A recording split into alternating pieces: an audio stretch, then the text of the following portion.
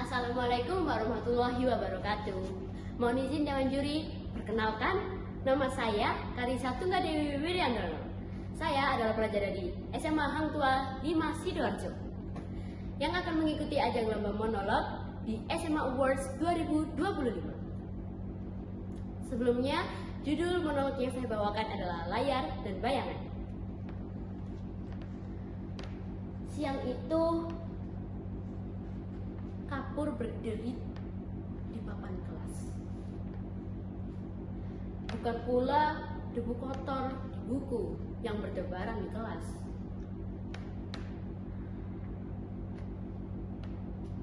Murid-murid mulai menunduk.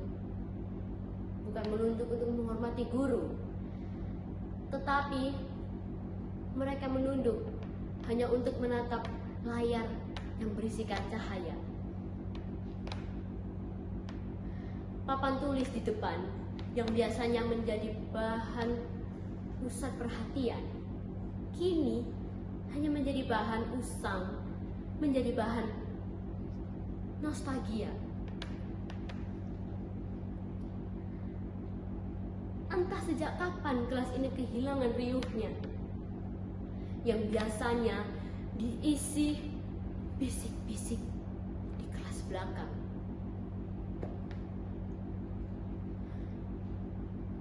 Maka, kenalkan, nama saya Karisa. Saya adalah seorang siswa yang berasal dari persimpangan masa. Saya lahir dari debu kotor dan dibesarkan oleh kilatan cahaya layar. Menjadi ingat suatu hari saat sekolah dasar dulu, berjalan pagi-pagi menuju sekolah menggunakan seragam lusuh, tas rusak yang dibaluti berkali-kali oleh ibu. Guru mulai menulis, kami terburu-buru mencatat. Lalu perpustakaan adalah rumah kedua kami, tempat di mana kami bisa menjelajah ilmu dengan begitu luasnya.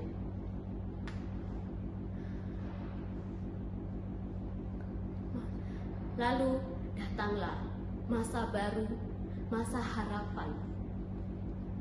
Suatu saat kelas kami kedatangan dengan kotak cahaya baru. Papan tulis diganti dengan layar protektor. Internet mereka anggap sebagai kitab suci. Huruf video pembelasan sel tampak begitu nyata. Pidato Bung Karno tampak bergema di kelas kami.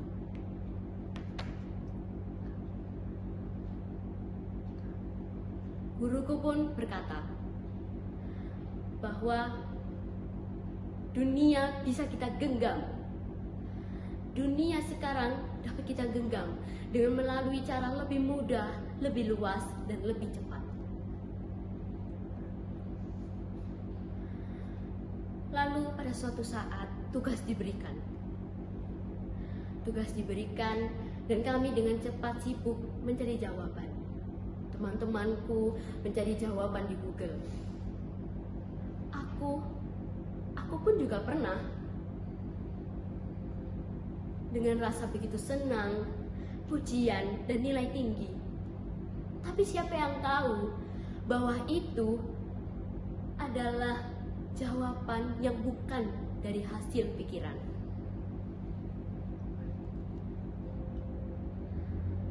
Lalu yang lebih menyedihkannya lagi, saat temanku dihukum karena dia bermain game. Guru marah. Teman-temanku pun mencibir. Tapi siapa yang tahu bahwa dia dipaksa harus melihat orang tuanya menonton pertengkaran yang seharusnya tidak ia tonton. Dan siapa yang tahu bahwa layar itu adalah tempat ia lari dari kehidupan nyata.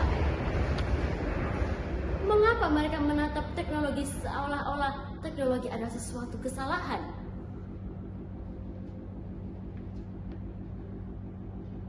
Apakah ini yang disebut sebagai revolusi? Apakah ini yang disebut sebagai kemajuan? Teknologi katanya alat. Tetapi kenapa wajah-wajah yang bersinar dulunya sekarang berubah menjadi bersinar karena cahaya buatan?